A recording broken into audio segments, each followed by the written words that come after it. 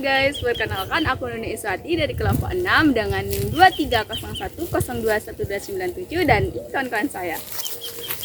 Halo, perkenalkan nama saya Trisepti Wainirum dengan NIM 2301021309. Dan saya Siti Khalifah dengan NIM 2301021296. Di sini kita akan mempresentasikan BMC dari produk kami, yaitu produk Spinach Soft Cookies.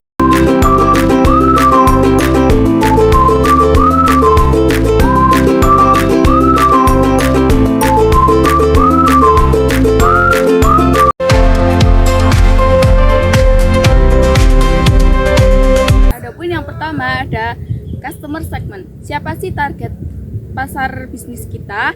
Yaitu anak-anak. Kenapa? Karena cookies kita memiliki tekstur yang lembut, dan bagi anak-anak yang tidak suka sayuran bisa mencoba sayuran dalam bentuk cookies ini. Ada pula remaja dan orang dewasa, karena cookies kita cocok untuk remaja atau orang dewasa yang sibuk, dan cookies ini juga praktis.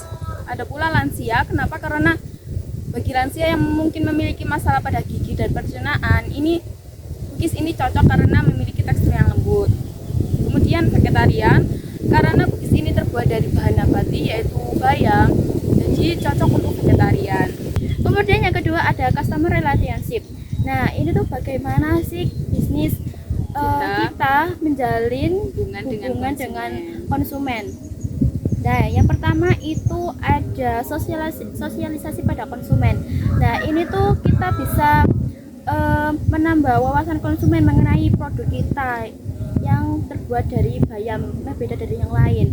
Kemudian tuh ada umpan balik dari pelanggan. Nah, ini tuh membantu kita dalam mengevaluasi produk kita gitu.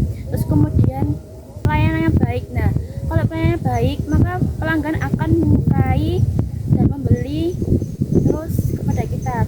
Pelanggan tuh menjadi senang gitu loh. Promosikannya kepada orang lain. Ya. Selanjutnya channel. Bagaimana bisnis kita itu bisa menyampaikan nilai kepada pelanggan. Nah, yang pertama itu media sosial. Dengan menggunakan media sosial itu produk kita itu bisa tersebar luas kepada konsumen. Nah, selanjutnya itu event. Dengan mengikuti event-event itu kita Pameran ya itu bisa juga memperkenalkan ke konsumen secara langsung, dan konsumen itu bisa mencicipi produk kita dan tertarik untuk membelinya gitu. Nah, selanjutnya kerjasama dengan toko kelontong.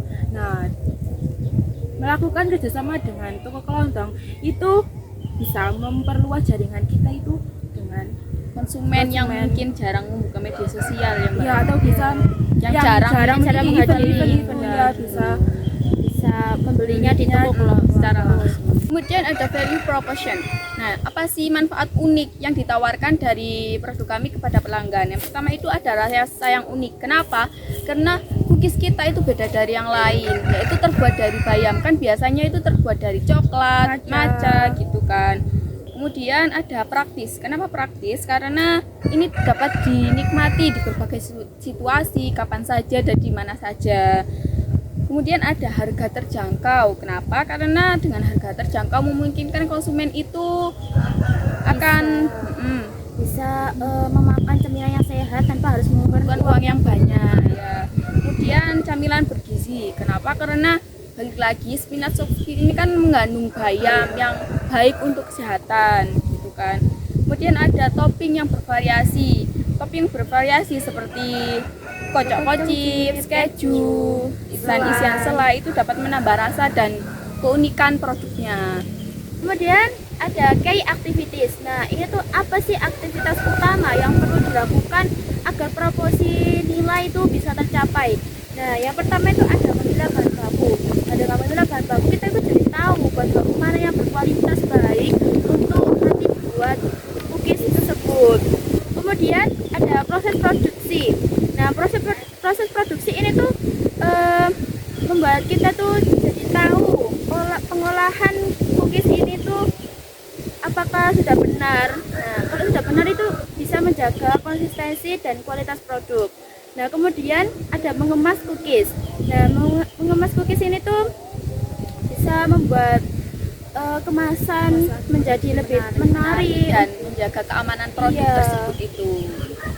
Terus kemudian ada menjaga kualitas cookies. Nah, dengan menjaga ini tuh Bisa melindungi rasa dan tekstur dari produk ini. iya.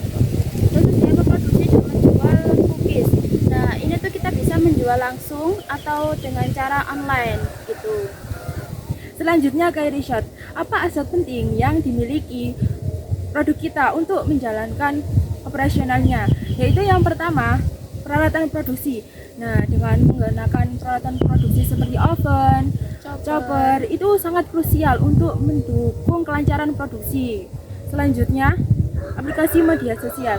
Nah, aplikasi media sosial itu juga sangat penting untuk mempromosikan dan menjualkan produk kita itu bisa tersebar luas. Selanjutnya, supplier bahan baku terpercaya. Bahan baku itu harus tersedia secara berkelanjutan dan berkualitas tinggi. Selanjutnya, supplier kemasan. Kemasan yang tepat dapat melindungi produk selama pengiriman produk tersebut. Selanjutnya, tenaga kerja. Nah, tenaga kerja yang terampil itu sangat dibutuhkan dalam pembuatan cookies ini. Karena bisa untuk memastikan kelancaran setiap tahap dalam pembuatan cookies ini. Kemudian ada key partnership. Itu siapa sih mitra kunci yang membantu bisnis kita? Yang pertama itu ada supplier bahan baku. Nah, supplier bahan baku yang terpercaya itu bisa menyediakan bahan baku yang berkualitas dan memastikan bahan tersebut itu memiliki kualitas yang baik sehingga bagus untuk cookies. Kemudian ada toko kelontong. Nah, inti kita kan bekerja sama dengan toko kelontong itu agar bisa menjangkau konsumen secara langsung. Kemudian ada supplier kemasan. Nah, supplier kemasan ini menyediakan kemasan yang unik dan berbagai macam ukuran dan memastikan produk kita dalam keadaan aman. Kemudian ada cost struktur. Nah, apa sih biaya utama dalam bisnis kita? Yang pertama itu ada pembelian bahan baku. Nah, pembelian ini tuh merupakan pengeluaran utama dalam proses produksi cookies kita.